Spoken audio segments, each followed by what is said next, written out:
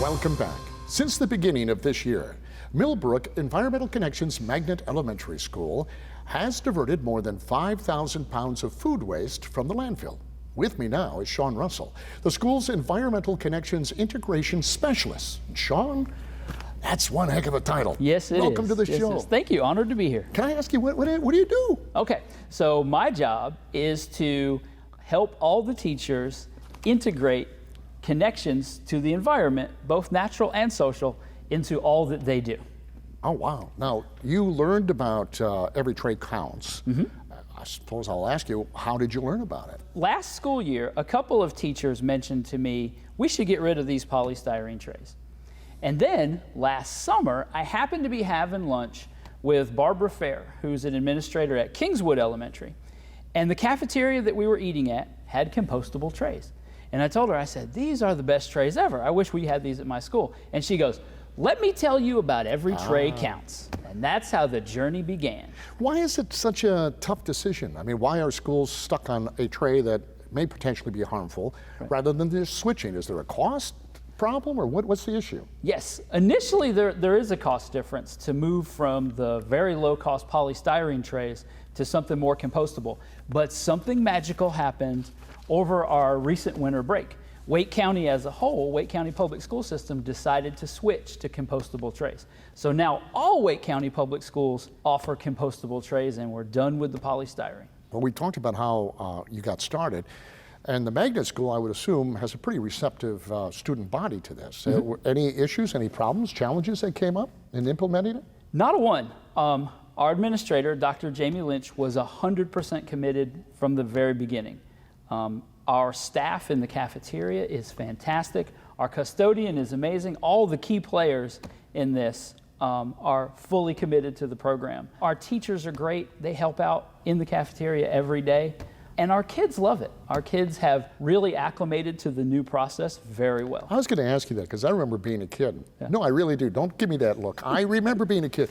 And it's tough to motivate kids to do something which might require a little more effort than the prior way of doing things. But they embraced it, huh?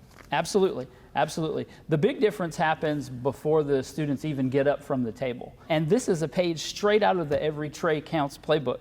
The students arrange their tray in a very special way. They open up their milk cartons, they put all their plastics in one place, and they dump all their food right onto the tray. Since the tray is compostable, all of it is going to eventually go in the compost bin. Then we move through the line. They take care of liquids. They go into a special sink, so we get rid of our milk and water there.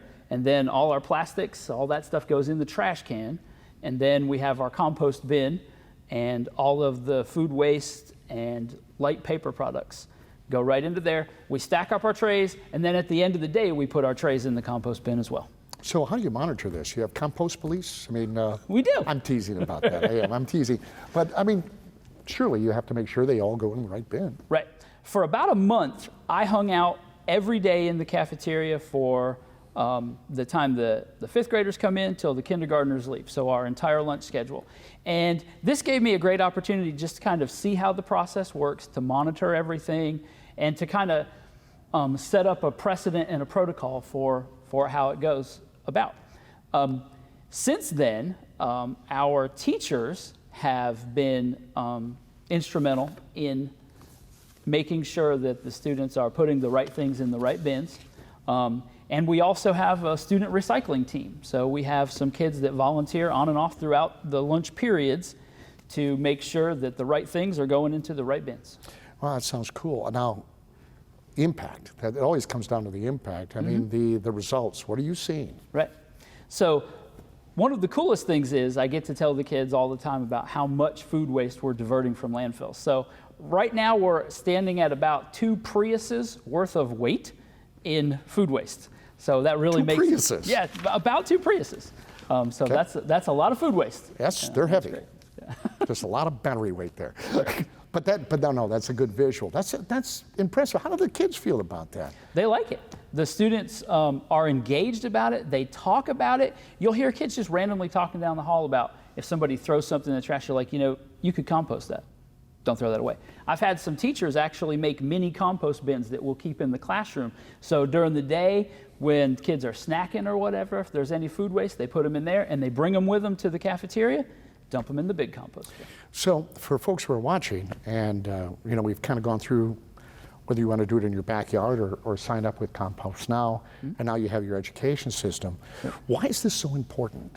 I mean, we have landfills all over the place. They seem to be doing a fairly decent job. That's right. I think it comes down to sustainability.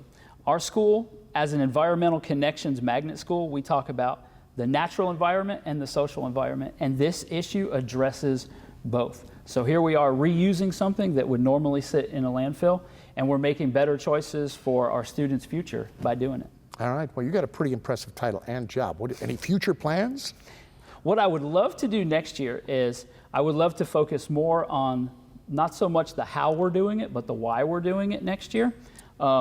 Next year, at the beginning of the school year, we'll have a whole bunch of garden beds in place on our campus. So we'll be able to sort of realize the process from food waste to beautiful soil that we can plant vegetables and flowers in. So you're going to actually utilize the compost that you're generating? Absolutely. Oh, that's going to be very neat for the kids to see it firsthand. I can't wait for it to happen. All right, well, I've got like a minute left. I mean, what do you say to the viewers who might be teachers, parents, whatever? Right.